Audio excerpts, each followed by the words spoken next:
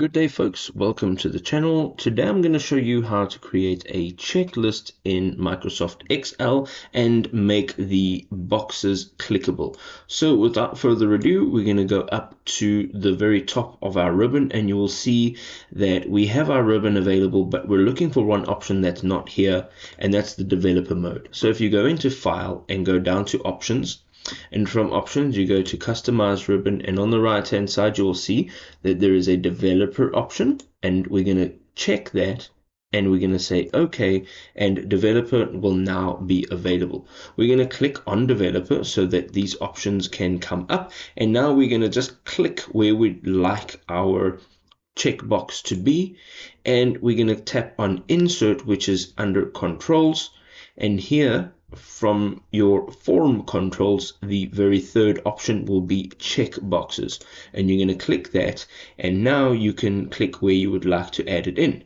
So here is our checkbox right over here. We can click down on it and just add it where we would like to add it. So if you want to add it to the right hand side, you can do as such.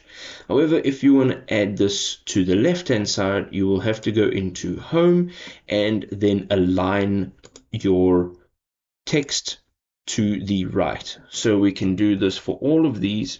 Let's go into home, let's align this to the right, and then we can grab our text box and we can add that in there again. So developer, insert, text box, and we can add it just over here. Now if you want a separate box to do this in, you can put it in this cell over here, or you can keep it on the left. You cannot do this for multiple cells. You'll have to do each one of these individually.